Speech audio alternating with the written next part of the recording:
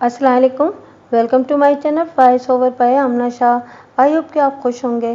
कहानी शुरू करने से पहले आपसे रिक्वेस्ट है कि अगर आपको मेरा कंटेंट पसंद आता है तो प्लीज़ मेरे चैनल को सब्सक्राइब करें और लाइक करें। आइए कहानी का आगाज़ करते हैं।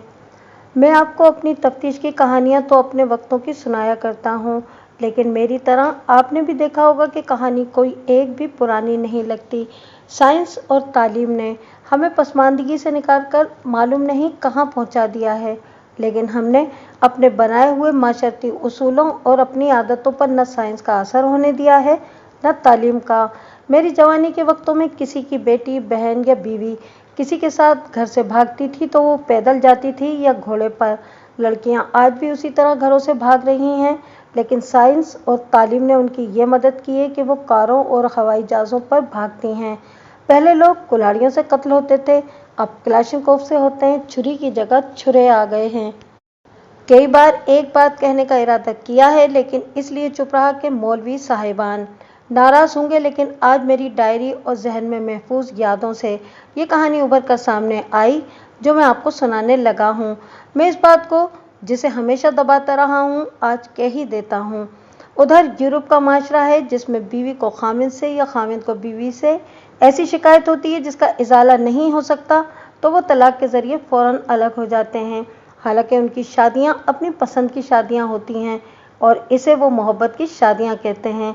इधर हम लोग हैं कि कई शादियां बेजोड़ होती हैं, न लड़की का पसंद का ख्याल रखा जाता है न लड़के की पसंद का। रिश्तेदारियों की पाबंदियों में तय होते हैं।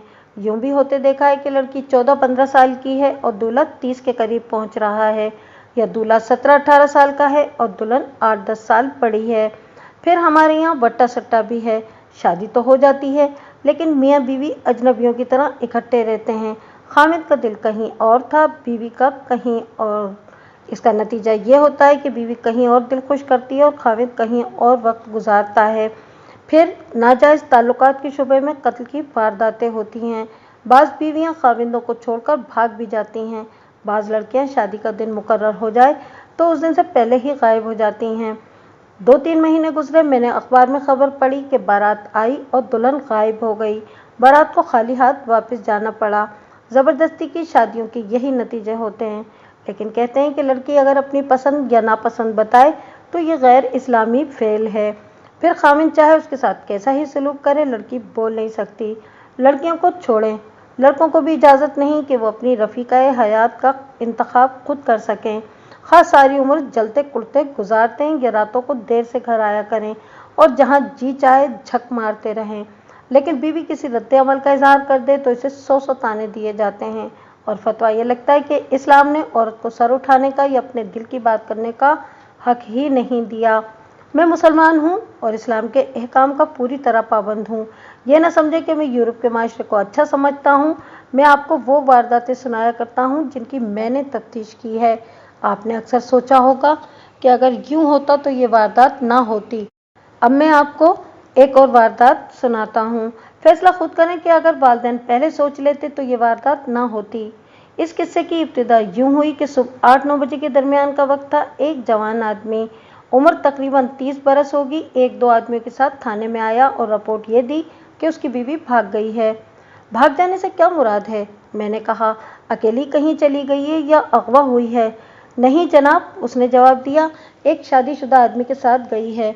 ये तुम कैसे कह सकते हो कि वो उस आदमी के साथ गई है? वो भी घर से गायब है, उसने जवाब दिया। ये कब की बात है? गुज़िश्ता रात, उसने जवाब दिया। मैं रात 12-12:15 बजे पेशाब के लिए उठा तो बीवी बिस्तर पर नहीं थी। इस वक्त वो बैतुल खुला में ही जा सकती थी, वो वहाँ भी नहीं थी। मैंने बाहर का दरवाज़ा देखा, अंदर से जंजीर खुली हुई थी। इससे मुझे यकीन हो गया कि वो भाग गई है।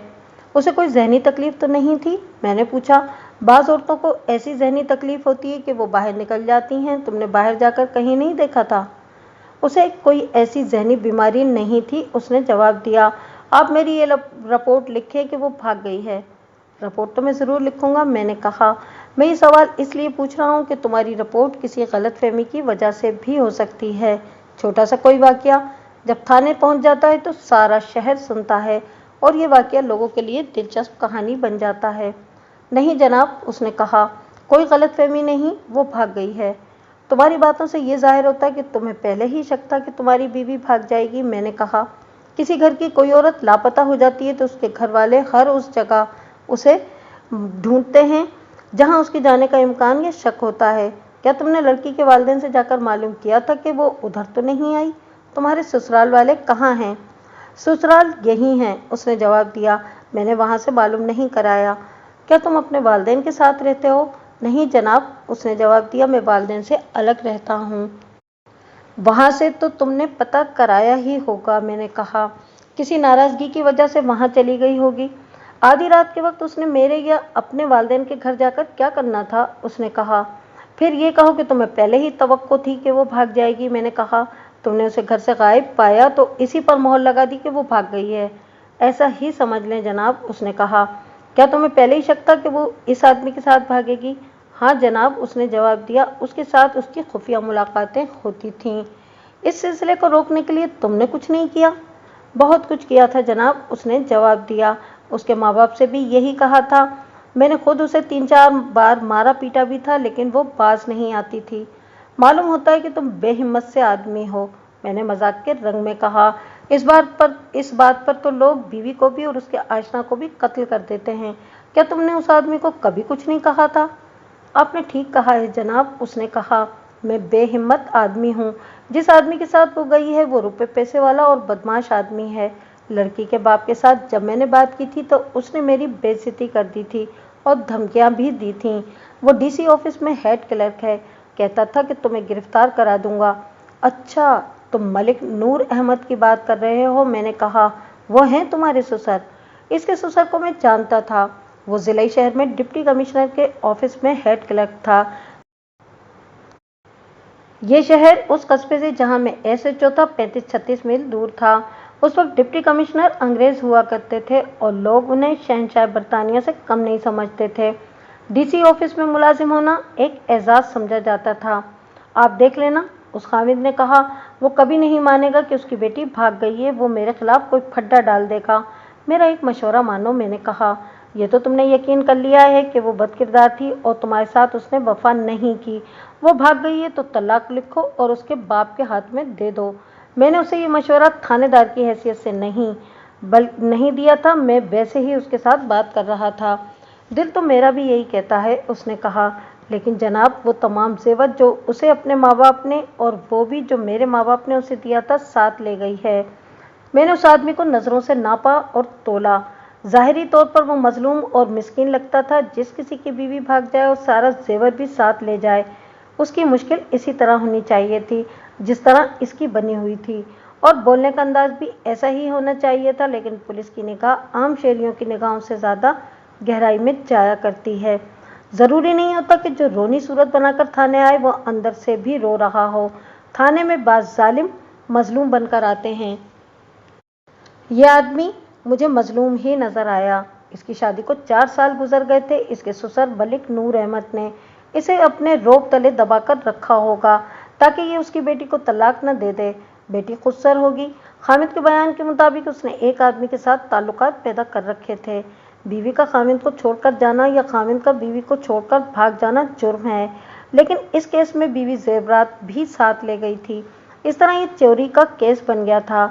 इस चोरी में एक और आदमी शामिल था जिसके साथ ये औरत गई थी। हामिद पूरे वसूख से कहता था कि वो इसी आदमी के साथ गई है। मैंने इस आदमी से, जिसका नाम जाहिद समझ लें, असल नाम मुझे याद नहीं रहा, वो तमाम बातें पूछी जो इस किस्म की वारदात में पूछी जाती हैं।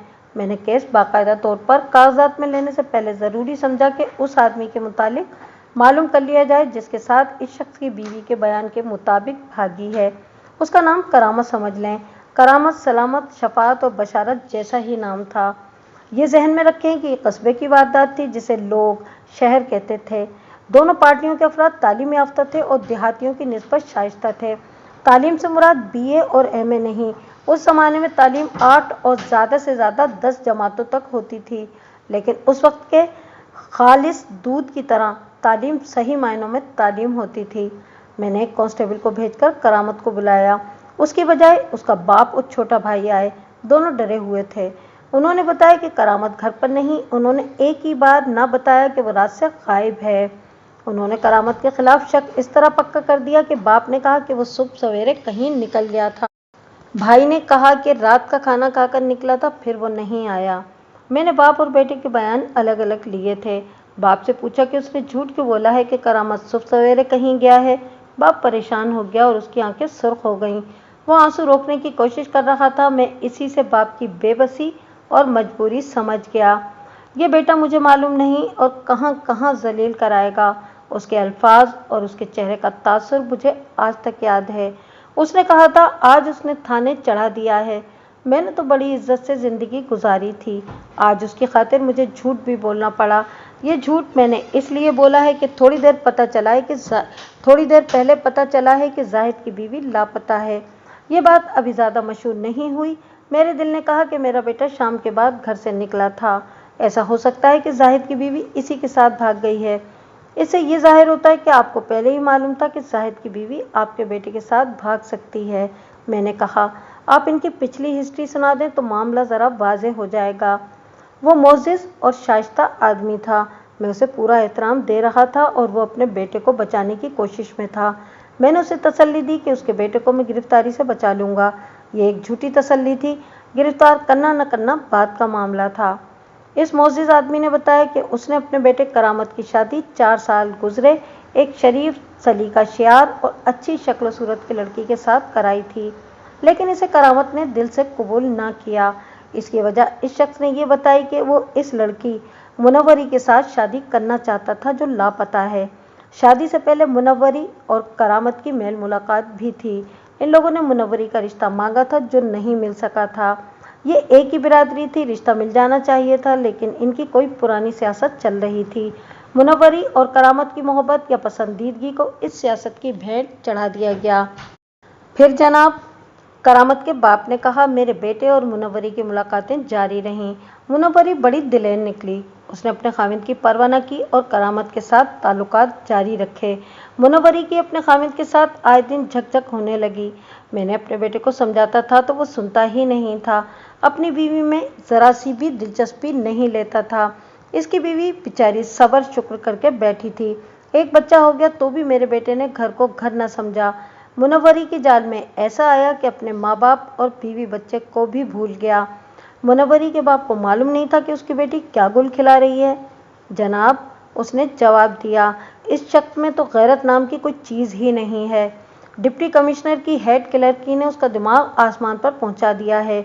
लोग अपने किसी न किसी काम के लिए उसे सलाम करते हैं, बाद से वो रिश्वत भी ले लेता और उनके काम करता है। आप जानते हैं जनाब, जिस घर में गुरूर और हराम आ जाए वहाँ से गैरत निकल जाती है। वो शायद इस पर भी फख्र करता होगा कि उसकी बेटी अपने खाविंद को पल्ले नहीं बांधती। क्या आप बता सकते हैं कि करामत मुनव्वरी को लेकर कहाँ गया होगा? मैंने पूछा। वो सोच में पड़ गया, फिर कहने लगा जबलपुर छावनी में उसका एक चचाजाद भाई फौज में है।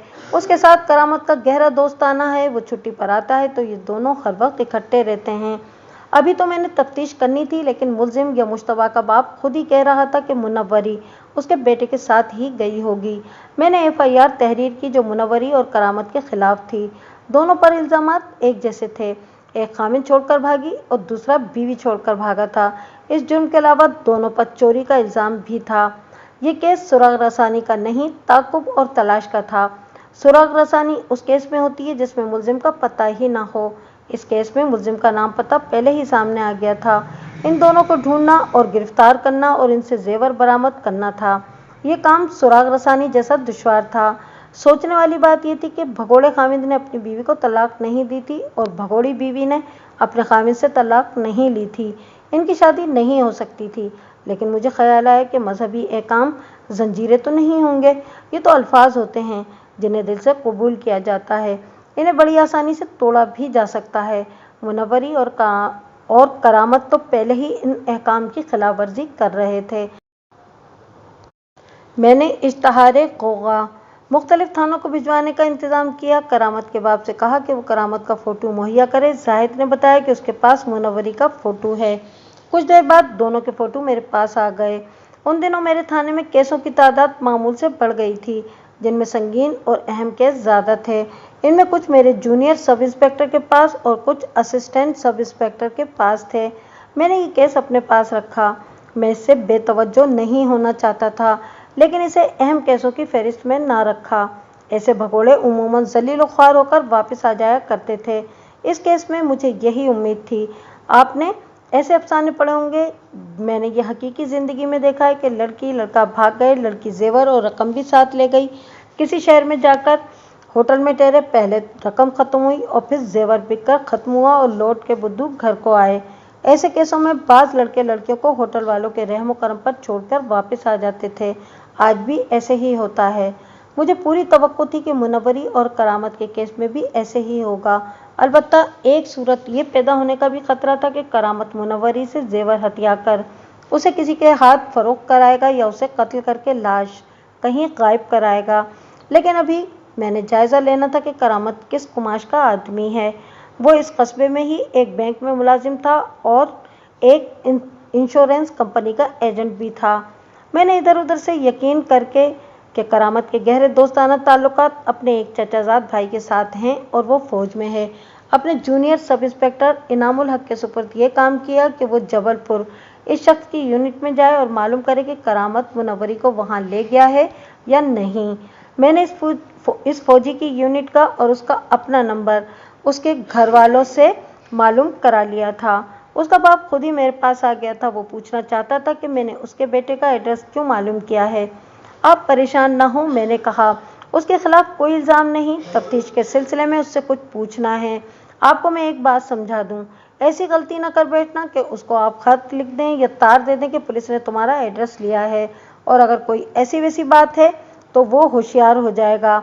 मैं आपको खबरदार करता हूँ कि एक थानेदार वहाँ जा रहा है, वहाँ से वो मालूम करेगा कि इस नाम पर कोई खत आया है।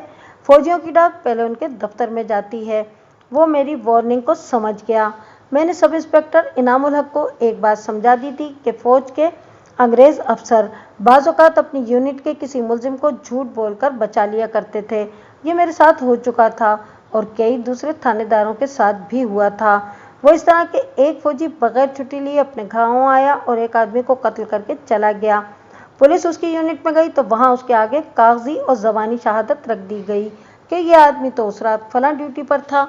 ऐसे फौजी कातिल अपने सूबेदारों वगैरह को दर्दनाक या इश्ताल अंगेज कहानियाँ सुनाकर मुतासिर कर लिया करते थे कि उन्होंने कत्ल की वारदात करके एक शैतान को मार दिया है। बाज़ अंग्रेज अफसर भी जज्बात में आकर ऐसे जालिमों की मौका वारदात से गैर हाजिरी साबित कर देते थे। मैंने सब इंस्पेक्टर इनामुल हक को इस खतरे से आगाह करके उसे कहा था कि इस यूनिट के कमांडिंग ऑफिसर से मिले। मैंने उसे ये भी समझा दिया था कि वो क्या कहे और किस तरह कहे। उसे रुखसत करके मैंने मुनव्वरी, करामत, जाहिद, करामत की बीवी और इनके ख़ानदानों के मुतालिक हालात मालूम करने के लिए मुखबिरों को बुलाने का इंतज़ाम किया।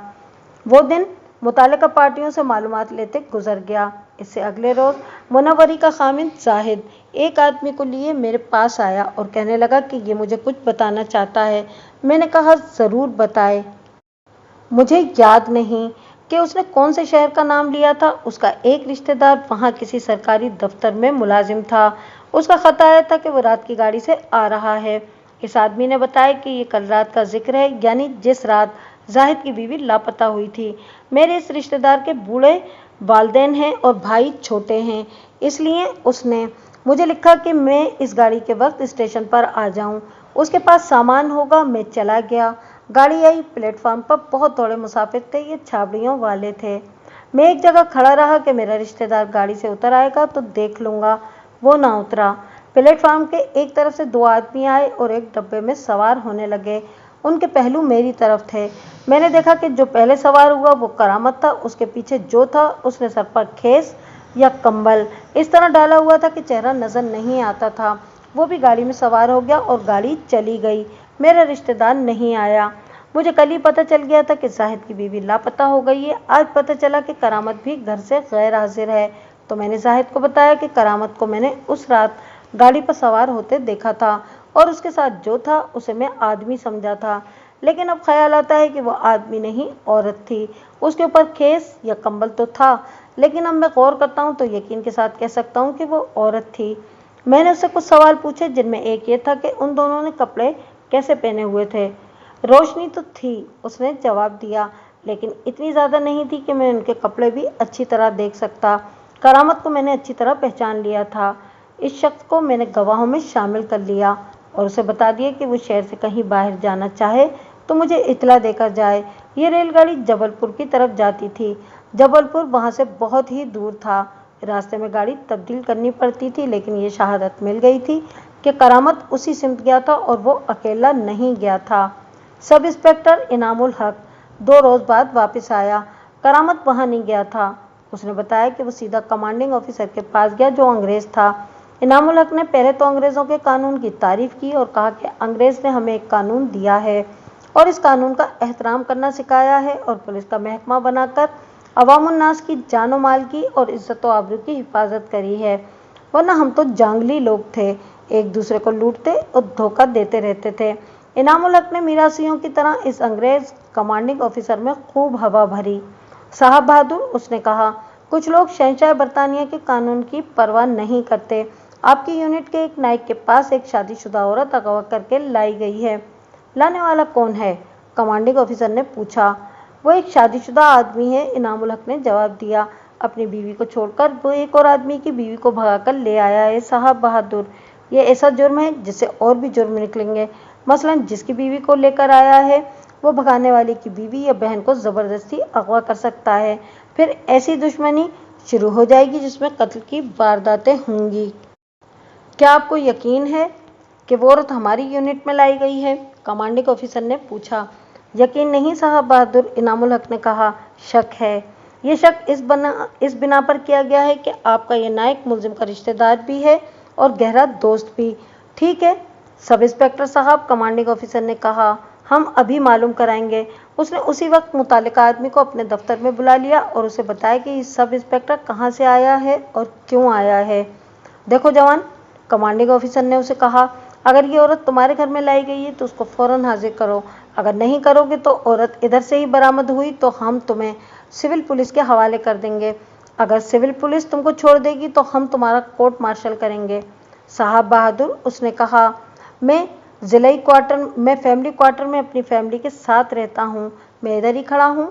आप हुक्म दें कि मेरे क्वार्टर की तलाशी ली जाए। इसी तरह किया गया। इस नायक के हेड क्वार्टर की तलाशी ली गई।